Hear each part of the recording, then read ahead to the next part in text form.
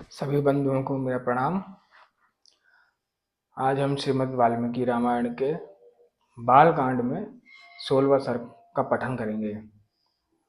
अगर आपको ये सभी पठन अच्छे लग रहे हों तो कृपया लाइक एवं सब्सक्राइब अवश्य करें, अथवा कोई भी त्रुटि दिखाई दे रही हो तो कमेंट में अवश्य बताएं। चलिए शुरू करते हैं। जय श्री सीताराम। बाल कांडे षोडशः सर्ग। देवताओं का श्री हरि से रावण वध के लिए मनुष्य रूप में अवतीर्ण होने को कहना, राजा के पुत्रेष्टि यज्ञ में अग्निकुंड से प्रजापत्य पुरुष का प्रकट होकर खीर अर्पण करना और उसे खाकर रानियों का गर्भवती होने का वर्णन है। अब कथा।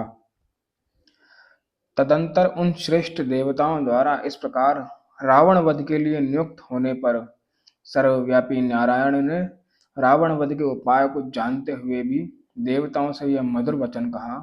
देवगण, राक्षस राज रावण के वध के लिए कौन सा उपाय है जिसका आश्रय लेकर मैं महर्षियों के लिए कंटक रूप उस निशाचर का वध करूं? उनके इस तरह पूछने पर सब देवता उन अविनाशी भगवान विष्णु से बोले, प्रभो, आप मनुष्य का रूप धारण करके युद्ध में रावण को मार डालिए।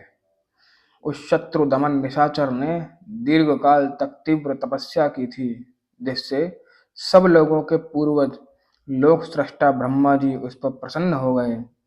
उस पर संतुष्ट हुए भगवान ब्रह्मा ने उस राक्षस को यह वर दिया कि तुम्हें नाना प्रकार के प्राणियों में से मनुष्य के सिवा और किसी से भय नहीं है। पूर्व काल में वरदान लेते समय उस राक्षस ने मनुष्यों को दुर्बल समझकर उनकी अवहेलना कर दी थी। इस प्रकार पितामह से मिले हुए वरदान के कारण उसका घमंड बढ़ गया है। शत्रुओं को संताप देने वाले देव वह तीनों लोगों को पीड़ा देता है और स्त्रियों का भी अपहरण कर लेता है। अतः उसका वध मनुष्य के हाथ से ही निश्चित हुआ है। समस्त जीवात्माओं को वश में रखने वाले भगवान विष्णु ने देवताओं की यह बात सुनकर अवतार काल में राजा दशरथ को ही पिता बनाने की इच्छा की।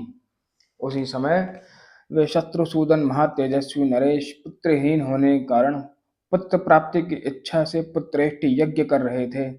उन्हें पिता बनाने का निश्चय करके भगवान विष्णु पितामह की अनुमति ले देवता और महर्षियों से पूजित हो वहां से अंतर्धान हो गए। तत्पश्चात पुत्रेष्टि यज्ञ करते हुए राजा दशरथ के यज्ञ में अग्निकुंड से एक विशालकाय पुरुष प्रकट हुआ। उसके शरीर में इतना प्रकाश था जिसकी कहीं तुलना नहीं थी। उसका बल पराक्रम महान था। उसकी अंग कांति काले रंग की थी। उसने अपने शरीर पर लाल वस्त्र धारण कर रखा था। उसका मुख भी लाल ही था। उसकी वाणी से दुदुम्बी के समान गंभीर ध्वनि प्रकट होती थी। उसके रोम, दाढ़ी, मूछ और बड़े बड़े केश चिकने और सिंह के समान थे। वह शुभ लक्षणों से संपन्न, दिव्य आभूषणों से विभूषित, शैल शिखर के समान ऊंचा तथा गर्वीले सिंह के समान चलने वाला था। उसकी आकृति सूर्य के समान तेजोमय थी। वह प्रज्वलित अग्नि की लपटों के समान दैदीप्यमान हो रहा था। उसके हाथ में तपाए हुए जाम्बुनद नामक सुवर्ण की बनी हुई परात थी, जो चांदी के ढक्कन से ढकी हुई थी। वह थाली बहुत बड़ी थी और दिव्य खीर से भरी हुई थी।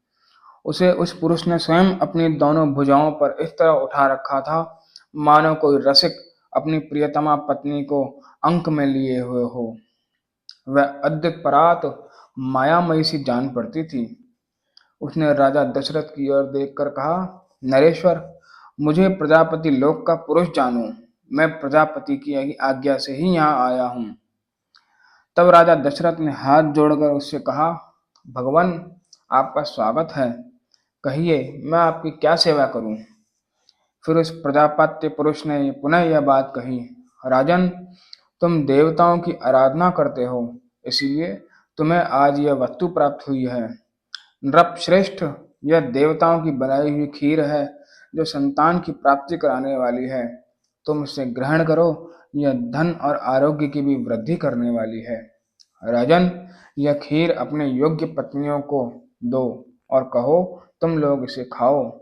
ऐसा करने पर उनके गर्भ से आपको अनेक पुत्रों की प्राप्ति होगी, जिनके लिए तुम यह यज्ञ कर रहे हो। राजा ने प्रसन्नता पूर्वक बहुत अच्छा कहकर उस दिव्य पुरुष की दी हुई देवान्न से संपूर्ण सोने की थाली को लेकर उसे अपने मस्तक पर धारण किया। फिर उस अद्भुत एवं प्रिय दर्शन पुरुष को प्रणाम करके बड़े आनंद के साथ उसकी परिक्रमा की। इस प्रकार देवताओं की बनाई हुई इस खीर को पाकर राजा दशरथ बहुत प्रसन्न हुए, मानो निर्धन को धन मिल गया हो। इसके बाद वह परम तेजस्वी अद्भुत पुरुष अपना वह काम पूरा करके वहीं अंतर्धान हो गया। उस समय राजा के अंतःपुर की स्त्रियां हर्षोल्लास से भरी हुई कांतिमय किरणों से प्रकाशित हो ठीक उसी तरह शोभा पाने लगी, जैसे शरत काल के नयनाभिराम चंद्रमा के रम्य रश्मियों से उद्भासित होने वाला आकाश से शोभित होता है। राजा दशरथ वह खीर लेके अंतःपुर में गए और कौशल्या से बोले, देवी, यह अपने लिए पुत्र की प्राप्ति कराने वाली खीर ग्रहण करो। ऐसा कहकर नरेश ने उस समय उस खीर का आधा भाग महारानी कौशल्या को दे दिया। फिर बचे हुए आधे का आधा भाग रानी सुमित्रा को अर्पण किया। उन दोनों को देने के बाद जितनी खीर बच रही, उसका आधा भाग तो उन्होंने पुत्र प्राप्ति के उद्देश्य से कैकेयी को दे दिया। तत्पश्चात उस खीर का जो अवशिष्ट आधा भाग था, उस अमृतोपम भाग को महाबुद्धिमान नरेश ने कुछ सोच विचार कर पुनः सुमित्रा को ही अर्पित कर दिया। इस प्रकार राजा ने अपनी सभी रानियों को अलग अलग खीर बांट दी। महाराज की उन सभी साध्वी रानियों ने उनके हाथ से वह खीर पाकर अपना सम्मान समझा। उनके चित्त में अत्यंत हर्षोल्लास छा गया। उस उत्तम खीर को खाकर महाराज की उन तीनों साध्वी महारानियों ने शीघ्र ही पृथक पृथक गर्भ धारण कर लिया। उनके वे गर्भ अग्नि और सूर्य के समान तेजस्वी थे। तदंतर अपनी उन रानियों को गर्भवती देख राजा दशरथ को बड़ी प्रसन्नता हुई।